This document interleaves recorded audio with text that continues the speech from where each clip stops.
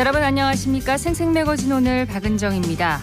최근 대구 달성공원에서 탈출한 침팬지가 마취총을 맞고 폐사한 데 이어서 경북 고령군에서는 목장에서 키우던 암사자가 탈출한 지 1시간 만에 사살된 사건이 있었습니다. 이에 동물보호단체가 정부의 야생동물 사육 기준을 강화할 것을 요구하고 나섰는데요. 사살된 사자의 경우 동물의 본능을 고려하지 않은 열악한 환경에서 20년 넘게 길러진 걸로 알려졌는데요. 그런가 하면 너무 말라 갈비뼈가 고스란히 드러났던 이른바 갈비사자가 있던 부경동물원이 결국 운영을 중단하면서 남은 동물들이 굶주릴 처지에 놓여 있다는 소식도 들립니다. 동물단체들은 동물원이 돈벌이가 아닌 야생으로 돌아갈 수 없는 동물을 수용하고 보호하는 방향으로 역할을 전환해야 한다고 주장하고 있는데요. 부적합한 시설에서 고통을 받는 동물들의 모습을 언제까지 봐야 할지 사회적인 논의가 필요해 보입니다. 8월 16일 수요일 생생매거진 오늘입니다. 먼저 안동과 포항 울릉 연결해서 그곳 소식과 날씨 듣겠습니다. 안동입니다. 해가 지면 바람이 조금 시원해지긴 하지만 여전히 낮에는 햇볕이 뜨겁습니다. 습도까지 높아서 숨이 턱턱 막히는 날씨가 이어지고 있는데요. 수요일인 오늘도 북부권은 체감온도 33도 이상의 무더위가 예상됩니다. 오후부터는 소나기 예보도 들어있고요. 대기가 불안정해서 돌풍과 벼락을 동반하는 곳도 있으니 안전사고에 주의해 주시길 바랍니다. 안동시가 독립운동의 성진 임청각 복원에 속도를 내고 있습니다. 일제가 놓은 철길로 반토막이 난 임청각은 2025년까지 예산 280억 원을 들여 일제강점기 중앙선 철로가 놓이기 이전의 옛 모습으로 복원되는데요. 안동시는 석주 이상용 선생의 생가인 임청각 복원을 위해 지난 2017년 고성 이씨 후손과 관계기관 전문가 등 16명과 추진위원회를 구성했고 2018년에 임청각 종합정비 계획을 수립했습니다. 복원 사업을 통해 앞으로 임청각 좌우측 재현 가옥 2동을 복원하고 지하 1층, 지상 1층 규모의 공유관도 함께 건립할 예정입니다. 공유관은 독립운동의 역사 문화 가치를 재정립하고 문화와 관광, 교육하는 공간으로 활용되는데요. 안동시는 독립운동의 성진 임청각을 전 국민이 공유하는 문화 거점 공간으로 형성할 수 있도록 더욱 속도를 낼 방침입니다. 지금까지 안동이었습니다. 이어서 포항입니다. 요즘 낮에는 볕이 뜨거워도 아침 저녁으로는 제법 선선해졌습니다. 다만 오늘도 낮 기온 30도가 예상되면서 더위는 여전하겠습니다. 당분간 해안을 중심으로는 강한 너울이 유입되면서 물결이 높게 일겠는데요. 출입을 가급적 자제해 주시기 바랍니다. 올해는 이상기후를 넘어서 극한기후라고 칭할 정도로 기후변화가 심하죠. 기록적인 폭우와 폭염, 여기에 한반도를 관통하는 태풍까지 기승을 부리고 있는데요. 바다도 뜨거워지고 있습니다. 최근 동해안의 고수온으로 포항에서 강도다리 10만여 마리가 폐사한 것으로 나타났습니다. 경북 동해안에는 지난 7일부터 고수온주의보가 발령됐는데요. 포항 구룡포 맞바다의 수온이 최근 25.8도를 기록했는데 이는 평년보다 0.4도 높은 수준입니다. 지난 55년간 연근의 표층 수온은 1.36도 높아졌는데요. 해역별로는 동해가 1.8도로 상승폭이 가장 컸고 서해 1.19도, 남해 1.07도 순이었습니다. 같은 기간 전 세계 표층 수온이 0.54도 상승했다는 점을 감안하면 한반도 수역의 표층 수온은 약 2.5배 빠르게 높아지고 있습니다. 포항시는 고수온이 지속될 것에 대비해서 양식장 모니터링을 강화하고 양식장 관계자들과 비상 연락망을 통해 피해 예방에 집중하고 있고요. 양식수산물 재해보험 가입에 적극 동참해 줄 것을 당부했습니다. 지금까지 포항이었습니다. 이어서 울릉입니다. 울릉도와 독도의 하늘은 흐리고 약한 비가 연속적으로 내리고 있습니다. 예상 강수량은 시간당 0.2mm 내외입니다. 현재 울릉도와 독도, 동해중부 안쪽 먼바다에 강풍주의보가 내려진 가운데 육상에는 초속 5.5m의 바람이 불고 있습니다. 오후부터는 초속 9m 이상의 바람이 불 것으로 예상됩니다. 현재 기온은 25도, 습도는 96%로 더위는 한풀 꺾였지만 높은 습도로 체감온도는 3도 이상 높고 불쾌지수는 80으로 여전히 높습니다. 동해중부 안쪽 먼바다에는 북서에서 북풍에 초속 10에서 15m의 바람이 불고 있는데요. 바다의 물결은 2.0에서 3.5m로 매우 높게 일고 있습니다. 내일까지 해상에 안개가 끼고 비가 내리며 강한 바람과 함께 너울성 높은 파도 계속해서 높게 일 것으로 전망됩니다. 기상 악화로 인해 운항이 통제된 일부 여객선이 있습니다. 자세한 사항은 선사별로 확인하시기 바랍니다. 울릉군이 지역 주민의 택배 서비스 이용분에 대한 추가 배송비를 지원할 방침이라고 뜻을 밝혔습니다. 이번 지원은 해양수산부에서 추진하는 2023년 섬지역 생활물류 운임지업 사업으로 국비 7억 6,300만 원을 확보해 추석 기간인 다음 달 1일에서 30일까지 진행하는 민생 안정책인데요. 울릉군은 택배 한 건당 6,500원, 1인당 지원 한도 금액은 12만 원을 지원하고요. 신청 대상은 울릉군에 주민등록이 된 19세 이상이면 누구나 가능합니다. 울릉군은 그동안 택배 이용 시 기본요금과는 별도로 도서지역 추가 비용을 지불해온 주민들이 이 사업을 통해 올 추석에는 택배비 부담이 덜어지길 바란다며 앞으로도 정주 여건 개선 및 삶의 질 향상을 위해 지속적으로 노력하겠다고 뜻을 밝혔습니다. 지금까지 울릉이었습니다.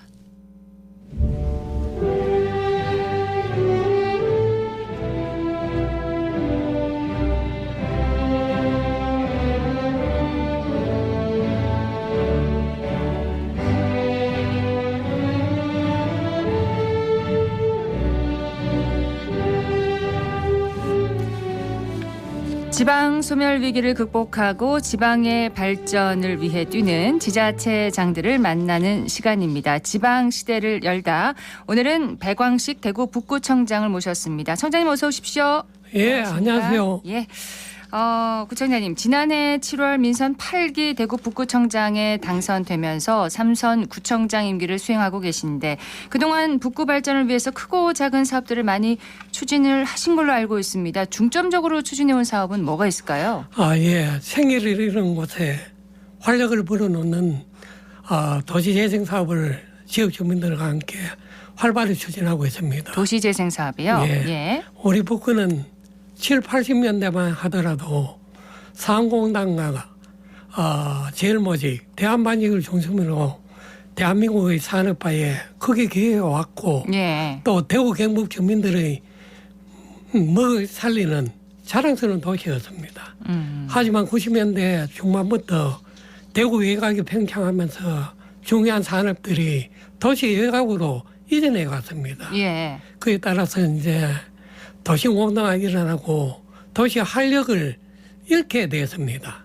앞으로 북구뿐만 아니라 대구가 한 단계 더 도약하기 위해서는 활발하게 도시재생 사업이 이루어져야 합니다. 예. 이에 따라서 우리 구에서는 2014년부터 도시재생 전담팀을 만들고 사업을 구상해서 먼저 상객 1동과 칠성동에 도할 사업을 추진해 왔고요. 예. 다행히 중앙정부 차원에서 도시재생 유질 사업을 정책으로 채택을 해서 공모를 했는데 우리 구에서는 사전에 준비가 되어 있어서 대구시 최초로 심산 1동이 도시재생 사업 지역으로 선정이 되었고요. 예. 연희에서 복현동과 상격 3동 그리고 작년에는 칠곡의 가름동이 도시재생 사업 지역으로 선정되어서 도시재생 사업이 활발하게 추진되고 있습니다. 그렇군요. 도시재생 사업을 통해서 도시의 환경적 물리적 기반을 개선하고 여기에 경제적 사회적 심리적 요인을 부과해서 도시를 활성화함으로써 주민 이탈을 방지하고 예. 새로운 이웃이 찾아오는 도시를 만들기 위해서 최선을 다하고 있습니다. 그렇습니다. 특히 북구는 아이 낳고 키우기 좋은 가족 친화 도시 조성에도 좀 중점을 두고 있는데 최근에 기능을 상실한 건물을 어린이 놀이터로 리모델링해서 아주 반응이 좋다면서요? 예, 그렇습니다. 시범 운영을 거쳐서 지난 7월 25일 정식 오픈을 하면서 예. 8월 한 달 동안 이용하는 신청을 받았는데요. 한모들의 관심이 너무 많아서 우리 북구청 홈페이지가 다운이 되었습니다. 실내 놀이터 이름이 뭔가요? 북기 그 어린이 예. 랜드입니다. 부키랜드군요. 예, 북기 랜드가 다운이 된 그 정도로 관심과 인기가 많은 시설입니다. 북기 랜드는 2009년부터 기능이 중단된 서반 가합장을 발산의 좋은 날을 통해서 대구시에서는 최초로 공공형 실내 어린이 놀이터로 변신하게 되었습니다. 예. 아이들이 잘 자라야 잘 큰다는 서양 속담에 있는 것처럼 요즘 무더위와 추위 그리고 미세먼지 등으로 아이들이 마음껏 뛰어놀 수 있는 그런 공간이 부족합니다. 그렇습니다. 이런 점을 감안해서 외부 환경적 요인에 관계없이 아이들이 마음껏 뛰어놀 수 있도록 정적이며 또 동적인 공간을 만들어서 네. 아이들이 건강한 성장에 도움이 될 수 있도록 공공의 실내 놀이터를 조성하게 되었습니다. 서변가합장이 공공형 실내 놀이터로 이제 변신을 한 거네요. 예, 이 그렇습니다. 밖에도 북구청이 집중하고 있는 출산 보육 정책이 있다면 뭐가 있을까요? 먼저 다음 달 초에 개소할 통합가족지원센터입니다. 통합가족센터가 개소되면은 다함께 돌봄센터와 육아공동 나눔터, 어린이 실내 놀이터, 장난감 도서관, 북카페, 상담실 등을 갖추어서 이제 예. 종합적인 보육 정책 지원 서비스를 담당하게 됩니다. 이뿐만 아니라 우리 북구에서는 생애 주기별로 특성을 감안해서 가장 알맞는 시책을 개발하고 시행을 해서 아이 낳고 키우기 좋은 가족 친화 도시를 만들기 위해서 네. 총력을 다하고 있습니다.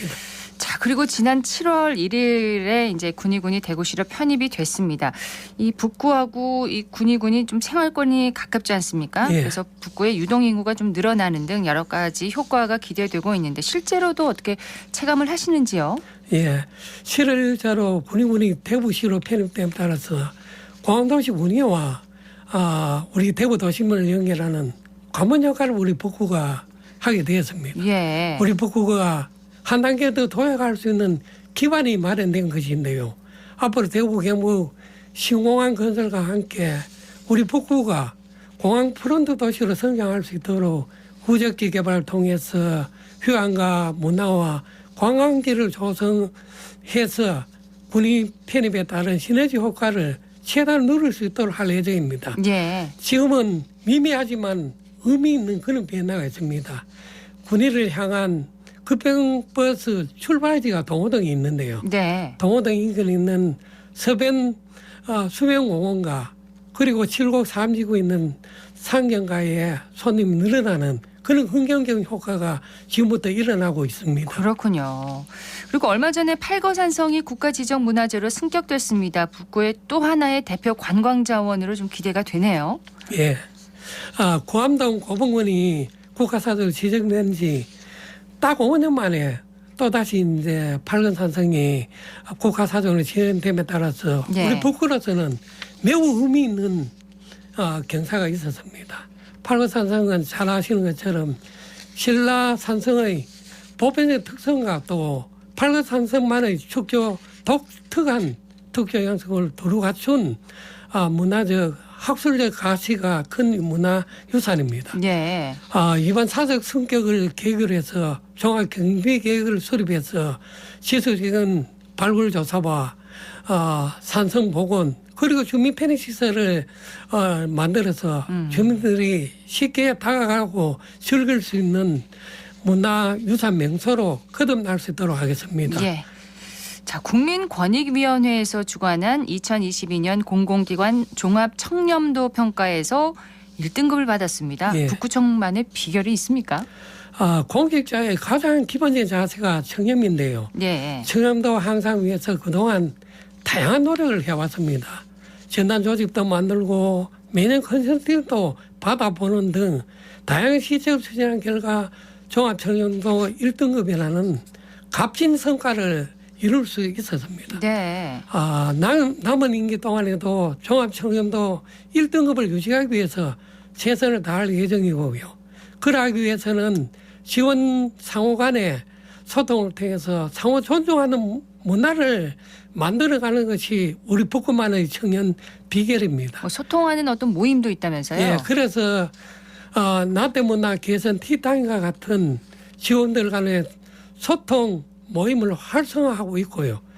결국 갑질 문화는 소통 부족에서 시작이 됩니다. 그렇죠. 현재 간부 공무원들과 각 공직에 입문한 MZ세대 공무원들은 살아온 시대가 너무나 다릅니다. 네. 소통을 통해서 서로 이해하고 존중하는 문화를 만들면은 행복한 직장이 될 것이고 또 일만한 직장이 될 것입니다. 그렇습니다. 그리고 그 혜택은 구성원뿐만 아니고 친절하고 적극적인 행정으로 이어져서 주민들의 높은 만족도로 이어질 것입니다. 그러기를 바랍니다. 예, 예. 이러한 점을 감안해서 직국 간의 건전한 토론 문화가 활성화될 수 있도록 저부터 네. 최선을 다하겠습니다. 자, 이런 질문 많이 받으셨을 겁니다. 이슬람 사원 문제 예. 어떻게 해결될까요? 앞으로. 예. 예, 이슬람 사원 건립에 따른 문제는 우리 북구의 가장 아픈 손가락 중에 하나입니다. 예.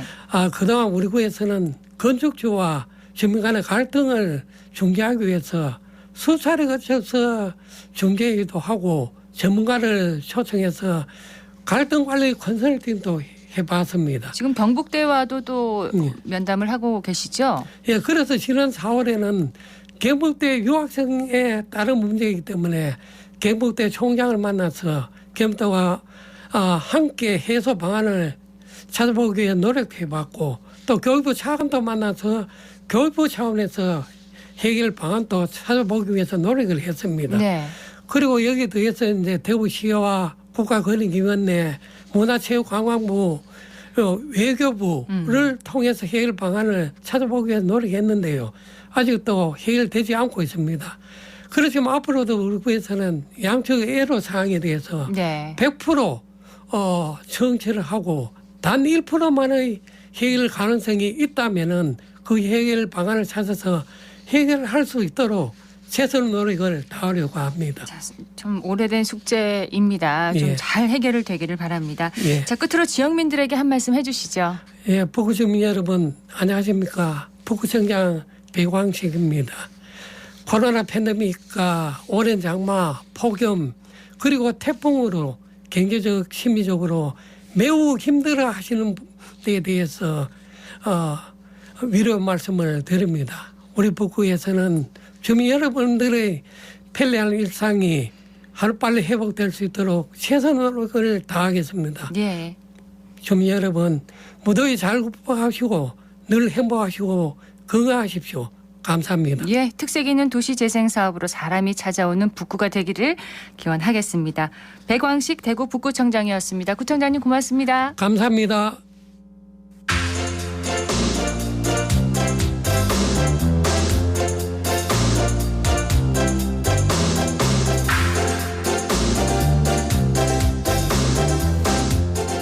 (8월 16일) 수요일 생생매거진 오늘 함께하고 계십니다. 11시 23분 지났습니다. 최근 묻지마 범죄에 대한 불안감이 높아지면서 스스로 몸을 지킬 수 있도록 호신술과 호신용품에 대한 관심이 커지고 있다고 합니다. 윤가은 리포터가 호신술 학원을 직접 방문해서 이야기를 듣고 왔다고 하네요. 어서 오세요. 네, 안녕하세요. 저는 지난 저녁 7시쯤 동구에 위치한 한 태권도 학원을 찾아서 나의 안전을 지킬 수 있는 방법들에 대해 배우고 왔습니다. 태권도 학원요? 네, 저 말고도 10대 여성 1분과 30대 여성 2분이 함께 수업을 들었는데요. 수업을 진행한 장상욱 관장은 저처럼 호신술을 전문적으로 배우지 않은 분이거나 여성분들의 경우 괴한과 마주쳤을 때는 맞서는 것이 아니라 재빠르게 도망을 가는 것이 중요하다고 강조했습니다. 일단 도망가야 되는군요. 네, 맞습니다. 예. 수업 현장으로 가보시죠. 순간적인 상황에서 상대방이 쫓아오는데 그걸 보고 넘어진 상태에서 상대방이 기한이 넘어지면 응급심하게 이때 일어나는 방법 중요합니다. 일어나는 방법도 빨리 저쪽으로 도망가야 됩니다. 해보세요. 예! 아이고 안 되겠는데. 방금 불렀죠. 자 그러면 가장 이상적인 방법이 뭐냐. 다리를 이쪽으로 넣어줍니다. 100m 출발하다가 섭취하게 되죠. 계란이 있다. 왼다리는 오른무릎으로 탁 넣어줍니다. 하나. 자, 어때요? 100m 출발하게 됐죠? 빠르게 도망갑니다. 보시면 태권도가 뭐가 유명하죠? 태권도 모든 무술 중에서 발차기가 최고로 강하고 빠릅니다. 오른발부터 야.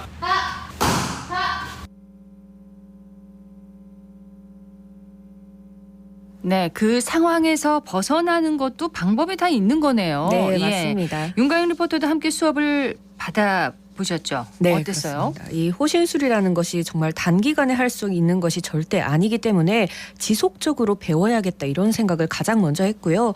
또 일반적인 생각으로는 태권도나 합기도 등을 배우면 어떠한 위험 상황에서도 빠르게 대처할 수 있다고 생각을 하지만 네. 몇십 년 이상 전문적으로 수련하지 않으면 상황이 닥쳤을 때 몸이 굳어버릴 수밖에 없다고 합니다. 너무 놀라서. 네, 이 예. 호신술을 싸워서 이기기 위한 기술이 아니라 빨리 도망가거나 상황을 회피할 수 있도록 시간을 벌 수 있는 방법이라 생각하시면 될 것 같은데요. 네. 자세한 이야기는 수업을 진행한 관장에게 들어보시죠.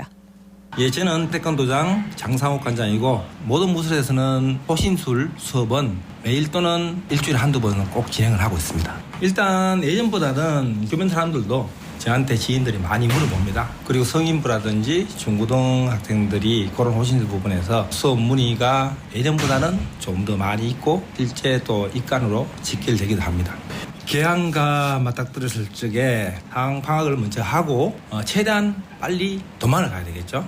우선 주변 사람들한테 도움을 청합니다. 예를 들어서 어두운 방거리를 골목길 지나간다. 개항을 만났다. 좋은 방법, 약간 선의 거짓말이지만 불이야하는 방법이 있어요. 그냥 도와주세요 보다는 훨씬 더 관심을 가지고 개항을 도망가게 할 수 있는 그런 상황이 만들어집니다. 일단 호신술은 자기 몸을 지키기 위한 방법이기 때문에 조금 비겁하거나 조금 겸연쩍어도 과감하게 실행을 하고 자기 몸을 보호하기 위해서 기술이나 무술을 익히는 것도 정말 중요하지만 위기 상황을 만들지 않는 것이 바로 진정한 호신이라고 볼 수 있습니다. 위험해 보이는 곳은 피하고 위험한 시간대 피하고 호신용품, 여성들이나 무술을 배우지 않은 일반인들은 호신용품을 하나 정도 구비해가지고 가지고 다니는 것도 괜찮은데 충격기라든지 가스총이라든지 삼단봉이라든지 경복이 여러 가지가 있는데 일반 여성분들이나 일반인들은 가스스프레이를 추천합니다. 항상 자기 몸은 스스로 지켜야 됩니다. 그래서 건강과 호신을 위해서 여러 가지 무술이나 호신술 그리고 호신 장비 연습을 꾸준히 하여야 한다. 그렇게 말씀드리고 싶습니다. 최근 강력범죄가 발생할 때마다 이 호신용품 판매량이 아주 상승한다고 하는데 나를 지키기 위한 방법으로 운동도 해야겠고요. 호신용품도 좀 구매를 해야 하나 이런 생각을 하게 됩니다. 참 안타까운 현실이에요. 네, 맞습니다. 이렇게 흉기를 사용한 범죄는 남녀노소를 가리지 않고 있어서 건장한 남성들도 두려움에 떨게 만드는데요. 지자체에서도 이러한 범죄가 일어나는 것을 막기 위해 순찰을 강화하고 있다고 합니다. 안전한 사회를 만들기 위한 노력을 꾸준히 해주셨으면 하고요. 마지막으로 저와 함께 수업을 들었던 분들의 이야기도 들어보시죠. 주변 친구들이 하는 거 보고 재밌을 것 같아서 시작하게 됐습니다. 남자아이들이랑 다투거나 할 때 그럴 때 약간 좀 더 자신감을 가지게 되는 그런 것도 있었던 것 같습니다. 저희 언니가 서울에서 자취를 하는데 잡았던 약속들도 취소하고 집안에만 있다고 얘기를 했습니다. 저희 언니처럼 혼자 자취하는 여성들은 혼자 대처하지 못해서 좀 더 두려움에 떠는 것 같은데 호신술을 공공기관에서 사람들에게 알려주셨으면 좋겠습니다. 사건 있고 난 뒤에 약간 혼자 다니기 껄끄럽다는 그런 말 들었습니다. 학교나 다른 공간에서 호신용품이나 호신술을 구매해주고 많이 소개해주면 좋을 것 같습니다. 일단 최우선은 도망가는 게 가장 최고인 것 같고 그것도 안 된다면 주변 사무를 이용하거나 아니면 이런 도장 같은 데 와서 호신술 배우는 게 좋을 거라 생각합니다. 요즘 어머니가 세상도 무서운데 골목도 어두워서 어머니도 저녁에 자주 못 다니셔서 골목을 좀 더 밝게 보완해 주셨으면 좋겠습니다.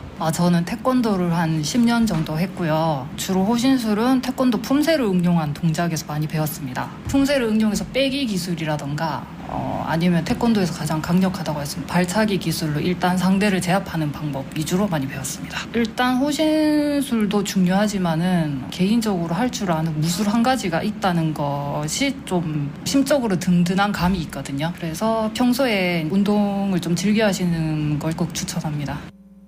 이렇게 호신술을 배우는 것이 자신의 몸을 보호하는 것도 있지만 위험한 상황에 처했을 때 어떻게 대처해야 할지 좀 익숙해지는 그런 방법을 배우는 것 같습니다. 네, 맞습니다. 건강을 위해 또 위험으로부터 스스로를 지키기 위해 호신술과 더불어 운동을 시작해 보시는 것도 좋을 것 같고요.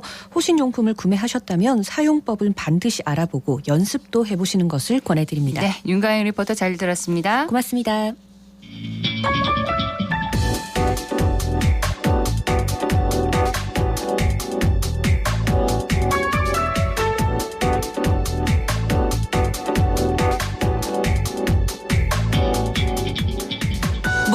듣고 생각과 마음을 나누는 방송. 지금 여러분께서는 대구 경북을 보고 듣는 생생 매거진 오늘을 함께하고 계십니다.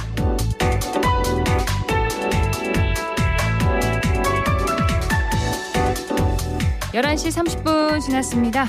기자의 눈으로 지역의 현안과 이슈를 들여다보는 시간입니다. 경북일보 전재용 기자와 함께합니다. 어서 오세요. 안녕하십니까. 자, 오늘 짚어볼 이슈는 뭔가요? 네, DGB 대구은행 행원 일부가 고객 몰래 천여 건의 이제 불법 증권 계좌를 개설해 파문이 일고 있습니다. 불법 증권 계좌를 네. 천여 건이나 개설을 한 것입니다. 네. 대구은행 직원들이 직접 이렇게 불법으로 증권 계좌를 만들었다는 거죠? 예, 대구은행 직원 수십 명이 고객 몰래 문서를 위조해서 천여 개의 이제 예금 연계 증권 계좌를 개설한 사실이 드러났습니다. 금융감독원도 긴급 검사에 착수해서 이미 개설이 의심되는 계좌를 모두 살펴보고 있는 중입니다. 금감원에 따르면 감독 당국은 지난 9일 대구은행 직원들이 고객 문서를 위조해 동의 없이 예금 연계 증권 계좌를 개설했다는 혐의와 관련해서 긴급 검사에 들어갔습니다. 네. 금감원은 검사 하루 전인 지난 8일 외부의 제보 등을 통해서 이 같은 사실을 인지했다고 합니다. 그래서 대구은행은 지난 2021년 8월부터 은행 입출금 통장과 연계해서 다수의 증권 계좌를 개설할 수 있는 서비스를 도입해서 운영했는데 금감원은 대구은행 영업점에서 증권 계좌 개설 실적을 높이기 위한 직원들의 한 개 증권 계좌 개설한 고객을 상대로 동의 없이 여타 증권 계좌를 추가 개설한 것으로 보고 있습니다. 고객의 자산과 개인정보를 보호해야 할 금융기업에서 이런 일이 발생했다고 합니다. 정말 있어서는 안 될 일이잖아요. 네, 맞습니다. 해당 영업점 직원들은 고객이 실제 영업점에서 작성한 A 증권사 계좌 개설 신청서를 복사한 후에 이를 수정해서 B 증권사 계좌를 임의로 개설하는 데 활용한 걸로 이렇게 나타났습니다. 네. 또 이미 개설 사실을 숨기기 위해서 계좌 개설 안내 문자를 차단하는 방식도 동원한 걸로 전해지는데요. 예를 들어서 일부러 휴대전화 번호 앞자리를 010 대신에 016 같은 이제 엉뚱한 숫자를 입력하는 방법으로 그런 수법을 동원해서 속인 걸로 이렇게 전해지고 있습니다. 이런 방법도 있군요. 네. 특히 일부 행원은 고객 문서를 위조하거나 고객에게 발송되는 계좌 개설 안내 문자를 차단하는 방법으로 무려 1000건이 넘는 계좌를 몰래 만들었다고 합니다. 그래서 금감원은 고객 동의 없이 입출금 통장과 연계한 증권 계좌를 임의로 추가 개설한 정황을 확보한 상태라고 합니다. 대구은행에서는 그러면 실적을 위한 이런 불법 행위 전혀 감지하지 못했을까요? 더 큰 문제로 좀 지적되는 지점이 있는데요. 대구은행이 이 같은 사실을 알고 있었음에도 금감원에 보고하지 않았다는 겁니다. 알고 있었나요? 네, 대구은행이 지난 6월 30일 이와 관련한 민원을 접수한 이후에 지난달 12일부터 현재까지 자체 감사를 진행했다고 합니다. 해당 내용을 인지한 후에 자체적으로 이제 파악에 나선 것인데 이어서 지난달 영업정에는 고객의 동의 없이 기존 전자문서 결제건을 복사해 별도의 자필 없이 계좌를 신규 개설하는 것은 불건전 영업행위다. 이를 예방하는 내용의 이제 안내 공문을 각 영업점마다 전했습니다. 네. 해당 공문에는 실명을 확인한 뒤 전자문서로 직접 고객 자필을 받으라는 내용도 포함됐습니다. 대구은행은 자체적으로 바로잡겠다는 취지였던 것 같은데 금감원은 대구은에서 적발된 사안이 심각하다고 판단해서 자체 검사 결과를 기다리지 않고 즉시 검사를 개시한 겁니다. 네. 자, 금감원이 이제 직접 검사를 한 거잖아요. 네. 조치는 어떻게 이루어질까요? 금감원은 이번 검사에서 이미 개설이 의심되는 계좌 모든 건에 대해 철저히 검사하고 검사를 통해 드러난 그 위법 부당 행위에 대해서는 엄정하게 조치할 예정이라고 밝혔습니다. 또 대구은행이 불법적인 영업 행위를 인지하고도 금감원에 신속히 보고하지 않은 경위도 살펴서 문제가 있다면 이에 대해서도 책임을 묻겠다. 그렇게 예고를 했습니다. 네. 자, 불법과 위법적인 사실들을 분명히 직원들은 알고 있었을 겁니다. 네. 모를 리가 없죠. 왜 이런 일을 벌인 걸까요? 우선 은행원들의 불법 영업 관행을 부추기는 실적 만능주의가 이 같은 사태를 낳았다는 지적이 나오고 있습니다. 실적 때문에. 네, 금융사 내부 직원들이 겪는 실적 압박 때문에 내부 통제가 부실해지는 문제로 이어진다는 얘기입니다. 금융권에 따르면 이제 최근 은행원들 사이에서는 비이자 수익 증대를 위한 영업 압박이 존재하는 걸로 이렇게 전해집니다. 비이자 수익이요? 예, 이게 예를 들어서 이제 은행권에서 그 아까 전에 A 증권사와 B 증권사를 연계했다고 했잖아요. 예. 그래서 증권사와 이제 계약 계약을 이제 계좌를 만들어서 개설하게 됐을 때 증권사로부터 수수료를 받거든요. 그래서 이제 이런 거를 이제 그 고객의 대출이나 뭐 이런 걸 통해서 수익을 얻는 게 아닌 비이자 수익이라고 해서 이제 증권사와 이제 연계된 상품을 판매하는 겁니다.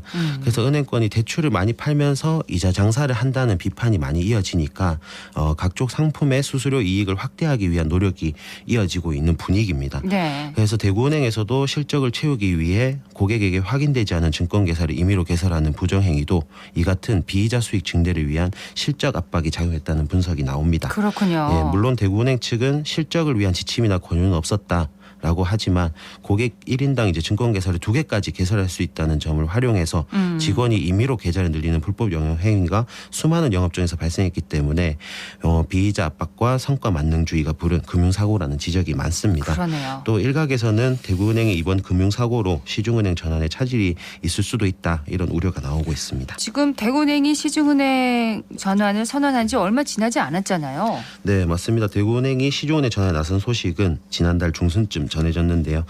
오는 9월 중으로 시중은행 전환 인가 신청을 하고 또 올해 시중은행으로 전환하는 목표를 달성하기 위해 지난달 17일 은행장 직속의 전담 조직 설치와 함께 태스크포스 팀을 구성했습니다. 네. 1967년 국내 최초의 지방은행으로 설립된 대구은행이 56년 만에 전국구 도약을 결정했고 또 앞서 은행권 경영이나 영업 관행, 제도 개선 방안을 내놓은 금융위원회와 금융감독원도 금융원의 이권 카르텔을 걷어내고 은행권의 경쟁 촉진을 위해서 지방은행인 대구은행의 시중은행 전환을 적극 허용하기로 밝혔었거든요. 네. 그래서 당시 대구은행은 금융당국도 큰 문제가 없으면 올해 안에 시중은행 전환 인가를 인가를 허용한다고 시사했고 또 대구은행이 시중은행으로 전환된다면 1992년 평화은행 이후에 30여 년 만에 새로운 시중은행이 등장하기 때문에 사회적으로 큰 관심을 받았습니다. 그런데 이런 일이 일어났습니다. 맞습니다. 이번 금융사고가 그럼 시중은행 전환에 차질을 빚을까요? 어떻습니까? 우선은 그런 분위기가 조금 많이 전해지고 있는데요. 대구은행에서 대규모 비위행위가 터지면서 시중은행 전환에 차질이 빚을 수밖에 없다. 이런 전망이 나옵니다. 올해 안에 완료하기로 했던 대구은행의 시중은행 전환이 지연될 것이라는 예측이 많은데 이복형 금감원장이 최근에 기자들과 만난 자리에서 이런 말을 했다고 해요. 지금 검사가 진행 중이라 사실관계가 확정되지 않은 상태에서 단언하기는 어렵다. 하지만 이제 시중은행 전환 심사 과정에서 내부 통제 완비나 고객 보호 시스템, 그다음에 핵심 성과 지표 시행 여부 등을 점검 요소 중 하나로 볼 수밖에 없다. 예. 이렇게 밝혔습니다. 그러면 고객 보호 시스템 같은 경우에는 이번에 제대로 적용되지가 않은 관리가 그렇죠. 되지 않은 거니까 이런 부분에서 아마 영향이 있을 것으로 그렇게 예상이 됩니다.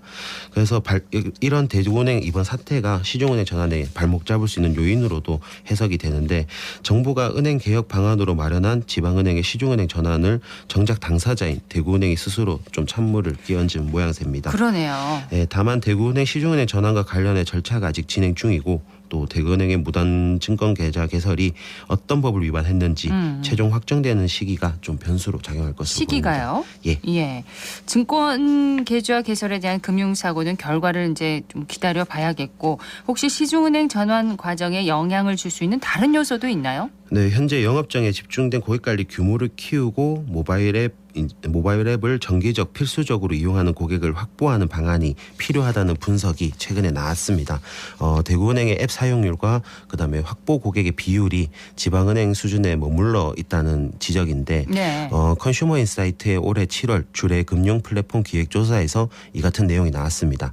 이 조사에는 이제 매주 500명 이상의 전국 20세에서 69세 이상의 성인들이 조사 표본으로 참여를 하고 있는데 지난달 진행된 조사에서는 시중은행 전환을 추진 중인 대구은행의 모바일 앱 설치 인지율에 대한 지역별 분포를 이제 분석한 결과 대구, 경남, 부산, 광주, 전북은행 등 이제 5개 지방은행 중에서 전국 평균이 5%대로 가장 높았습니다. 네. 나머지 은행의 이제 설치 인지율은 이제 2, 3%대를 기록했거든요. 그래서 상대적으로 한 2배 가까이 높은 수치라고 보면 될 것 같습니다. 대구은행의 인지율이 좀 높았다는 말씀이신 네, 거죠? 맞습니다. 하지만 이제 대구은행의 정기적 필수적 앱 이용 고객 확보가 필요하다는 얘기가 나오는 이유를 보면 앱 설치 인지율 전국 평균 5%로 높은 반면에 실제 이용자 대부분이 대구 경북에 몰려 그렇죠. 있습니다. 예, 지역 이용자가 전체 이용자 가운데 41.9%의 비중을 차지를 하고 있고 또 나머지 전국 각지에서 앱 설치 인지율은 인천이 3.5%로 상대적으로 높았을 뿐 다른 지역은 모두 1% 내외 수준이었습니다. 네. 자, 시중은행 전환을 위한 전략은 전략대로 추진을 해야 되겠고 또 발생한 이 금융사고는 절차에 따라서 수습을 잘 해야겠죠. 예, 우선 대구은행이 지난 10일 공식 입장문을 통해 본건은 검사부 인지 후 바로 특별감사 착수의 정상적인 내부 통제 절차에 따라 진행했고 네. 의도적 보고 지연이나 은폐 등은 전혀 없다 이렇게 밝혔습니다.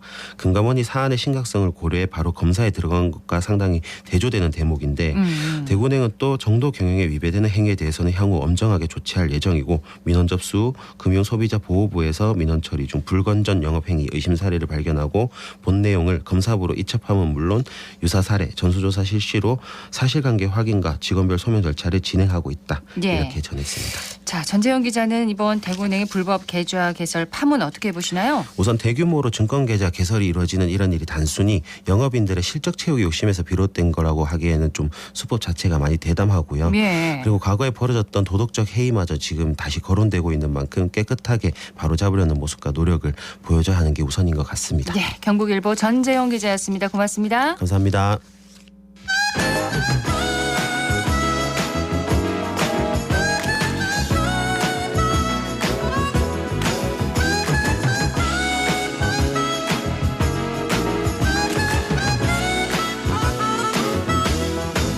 시 41분 지났습니다. 사회적 가치와 공익을 실현하고 환경을 지키며 마을 주민의 삶의 질을 높여서 더 나은 함께 사는 세상을 그려봅니다. 함사세요. 오늘은 대구 마을 공동체 만들기 지원센터의 김영숙 센터장과 함께합니다. 센터장님 어서 오세요. 네, 반갑습니다. 자, 오늘은 수성구에서 엄마들이 마을 교육 공동체를 만들어서 활동하고 있는 한 단체를 소개해 주신다고요? 네, 그렇습니다. 오늘은 2002년 마을 나눔터 제14호로 선정되어서 활동 중인 수성 함께 돌봄 사회적 협동조합, 좀 이름이 길죠? 네. 네, 이분들의 시작이 사실 카페였답니다. 초등학교 바로 앞에 마을 어귀에 있는 카페에서 방과 후 아이들과 놀이도 하고 퇴근이 늦은 엄마들을 위해서 이제 기다리면서 시작된 커뮤니티 케어였는데요. 언제부터 활동을 시작했다고요? 이분들이 활동이 시작된 거는 2019년부터입니다. 네. 그렇지만 이 협소한 공간에서 아이들이 모여서 뭔가 함께 할 수 없게 되자 바로 옆에 주민들이 옆 건물 2층을 덜썩 임대를 했대요. 그래서 사회적 협동조합을 설립하게 되고 7개월 동안 총회도 하고 기다리면서 엄마 아빠들이 이 빈 공간을 어떻게 채울 건지 설레는 마음으로 기다리고 또 청소도 하고 여러 가지 활동들을 하면서 이 공간을 만들게 되었습니다. 네, 수성 함께 돌봄 사회적 협동조합. 마을에서 아이들을 돌보는 것만큼 중요한 일이 없을 텐데 다 함께 돌봄 센터를 준비하기까지 오래 걸렸겠네요. 네, 이 다 함께 돌봄 센터 실제 이제 2019년부터 정책으로 시행이 되었는데 말 그대로 지역 중심의 돌봄 체계 구축과 초등 돌봄의 사각지대를 해소하자는 목적으로 지금 하고 있습니다.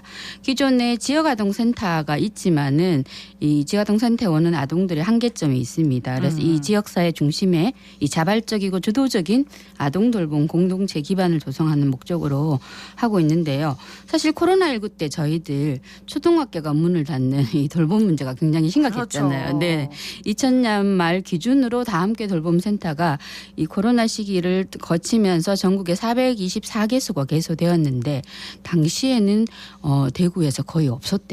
그래서 이 우여곡절 끝에 2001년도에 10월에 수성 함께 돌봄 사회적 협동조합이 설립이 되고 그리고 인가를 받아서 그해 12월에 범어 다 함께 돌봄센터를 개소하게 됩니다. 네. 2001년입니까? 네네. 그러면은 역사가 꽤 오래됐는데요. 네. 예. 이렇게 엄마들이 정부 정책에 따라서 돌봄 기관을 직접 이 당사자 주도로 만든다는 게 정말 쉽지만은 않았을 것 같습니다. 어려움이 컸겠죠. 네, 사실 뭐 이 마을에서 아이를 함께 돌보자 이 마을의 공동의 목표를 해결하고 만들어가는 기쁨도 있겠지만 사실 이분들은 마을에서 함께 키운다는 목적으로 가다 보니까 이 마을에서의 삶이 이런 거구나 서로 느끼면서 굉장히 많은 분들이 소소하게 활동을 시작을 했습니다. 네. 하지만 진행이 순항을 탄 것은 아닌 것 같아요. 이 법인격 만들고 수차례 이 사회자협동조합은 정부 인가를 받아야 되거든요. 네. 그러니까 행정서류상에 계속 보완도 있고 또 수성구청으로부터 이 다함께 돌봄센터를 위탁받아야 되기 때문에 과정이 많네요. 그렇죠. 애타는 시간이 굉장히 길었습니다. 무엇보다 가장 큰 문제가 공간 문제죠. 이 단체가 직접 공간을 임대해서 운영하다 보니까 수성구가 임대료가 굉장히 비싸잖아요. 그렇죠. 그래서 이 교육공간 운영에 어려움이 많은 것이 사실입니다. 그렇군요. 수성 함께 돌봄 사회적 협동조합의 김소향 이사장을 만나고 왔는데요. 얘기를 들어보시죠. 저는 새 아이 엄마거든요. 어떻게 하면 아이를 잘 키울 수 있을까 고민을 하다가 마을에 있는 부모들이 함께 우리 아이들을 잘 키우고 또 사회적 가치를 실천하는 마을 기반 단위의 모임이 필요하겠다라고 생각해서 만들어졌습니다. 처음에는 저희가 이제 5 가족이 시작을 했어요. 초등학생 아이를 둔 맞벌이 부모들이 시작을 했고 이렇게 다함께 돌봄센터라는 정책적인 것들이 대구에만 없는 거예요. 그래서 우리가 이걸 먼저 해봐야겠다 했고 지금은 70가구 정도가 같이 하고 있습니다. 퇴직하신 공무원 분들도 함께 해주셔서 온 마을의 할머니, 할아버지, 부모들이 함께 만든 법인이라고 보시면 좋겠습니다. 저희 가장 대표적인 것이 사실 저희 돌봄이에요. 근데 돌봄이라는 것이 아이들이 그냥 물리적인 시간을 그냥 머무는 곳이 아니라 우리 아이들의 정서 정거장이라고 생각이 들었어요. 저희 아이들 중에 어느 날은 저희 이제 센터장님께 이런 얘기를 하는 거예요. 하루에 이제 1시간 부모님하고 핸드폰 사용하기로 했는데 3시간 정도 쓴다는 거예요. 이걸 어떻게 해야 될지 모르겠다. 도와달라. 우리 아이들이 언제든지 도와달라고 할 수 있는 어른들이 마을 안에 있다는 거. 저는 그 책이 되게 중요하다고 생각을 했거든요. 최근에 저희가 하는 활동들도 사실 이런 정서에 좀 많이 집중이 되어 있어요. 우리 아이들이 좀 더 배려하고 함께의 의미를 알고 그런 문제들을 해결할 수 있는 아이들로 커갔으면 좋겠고 이것들을 우리 아이들 그리고 부모만 할 것이 아니라 마을 공동체, 기업, 기관 이런 분들이 함께 할 수 있으면 좋겠어요. 그래서 이런 부분들이 좀 더 넓어졌으면 좋겠습니다.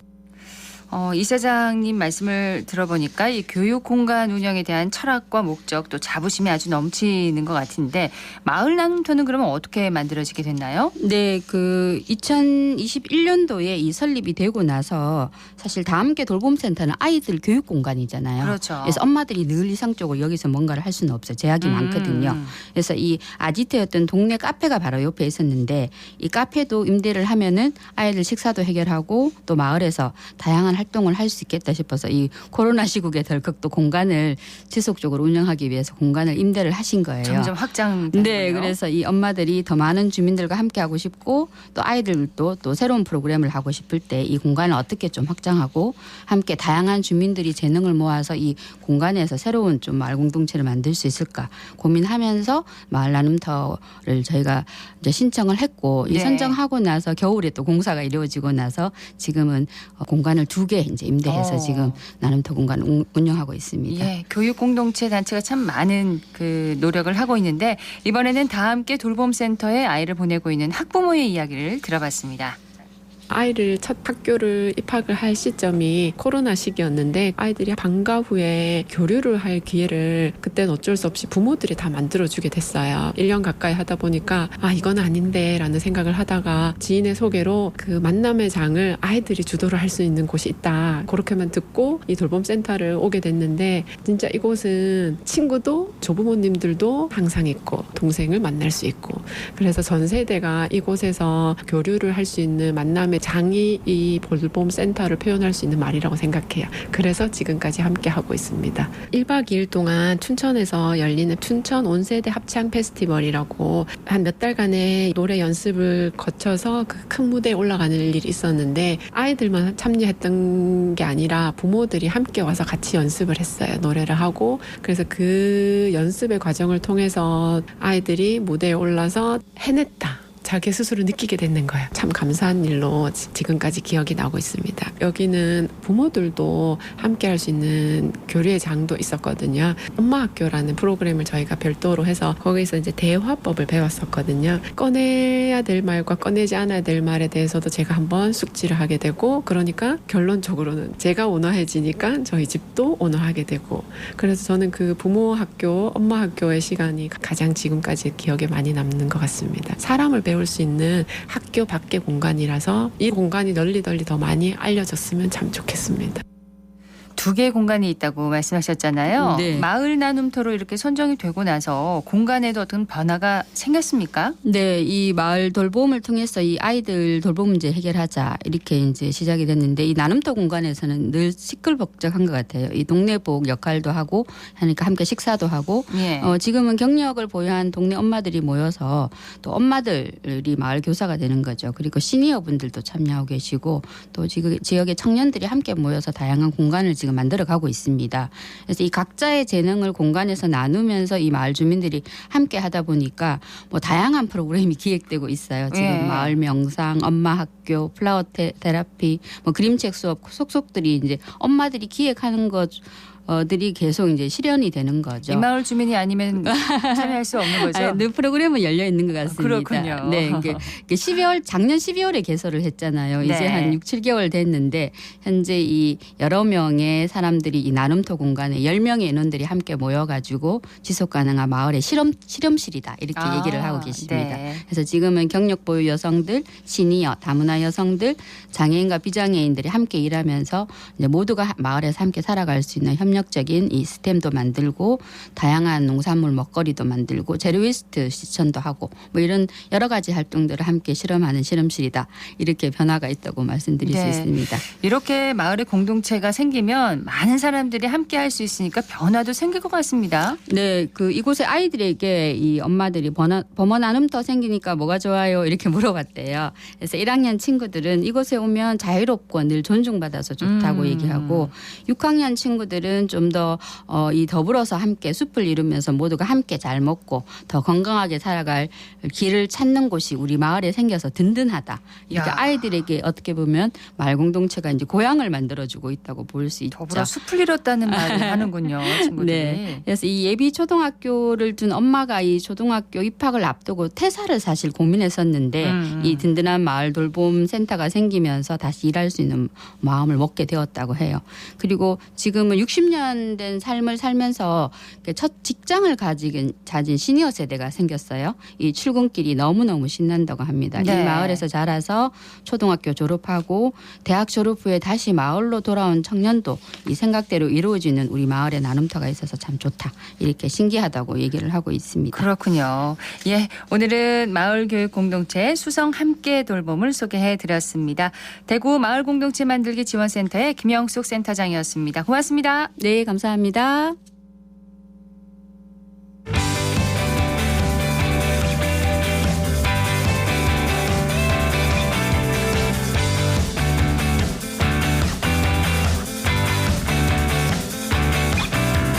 클릭 정보 클립.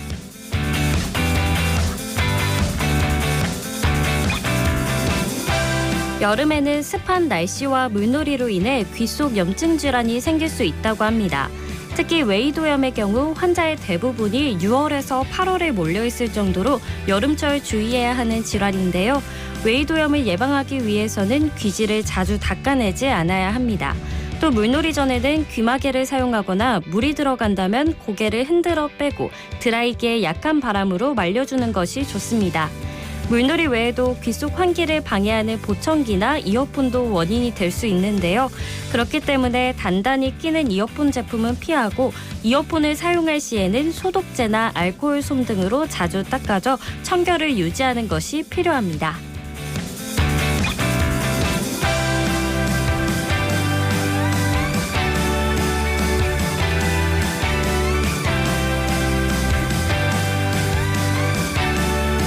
최근 도심 속 뱀출몰이 늘고 있다고 합니다. 폭염과 장마로 먹잇감을 찾아 도심으로 내려온 것으로 추정되는데요. 특히 아파트 단지 내 음식물 쓰레기 근처가 뱀의 먹이인 설치류가 있어 뱀출몰 신고가 증가하고 있다고 합니다. 만약 뱀을 발견했다면 절대로 포획하면 안 되는데요. 독사의 위험이 있을 뿐더러 국내 서식 중인 뱀 대부분은 포획 금지 대상으로 처벌을 받을 수 있기 때문입니다. 따라서 뱀을 발견하면 즉시 119에 신고하고 물린 경우 깨끗한 물로 물린 부위를 씻어내고 압박한 채 빠르게 응급실로 가야 합니다. 뱀 출몰이 증가하는 만큼 야외 활동하실 때 이 점 유의하시기 바랍니다.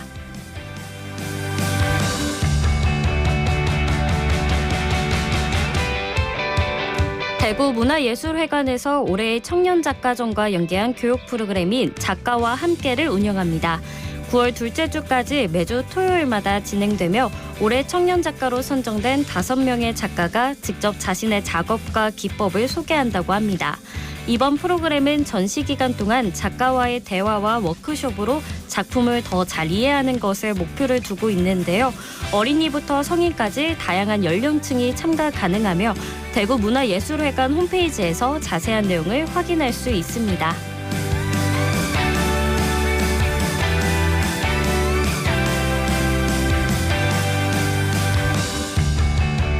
대구광역시가 지원하는 대구 미혼모자 가족복지시설에서 위기 임산부를 위한 24시간 긴급 전화를 운영합니다.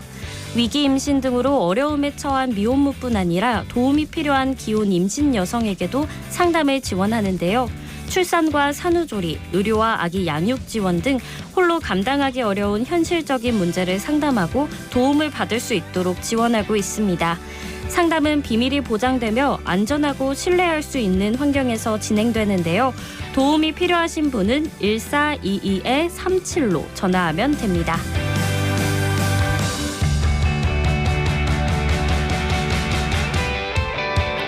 이번 주 금요일과 토요일에 경상 가명공원에서 2023 대구문화재 야행 행사가 열립니다.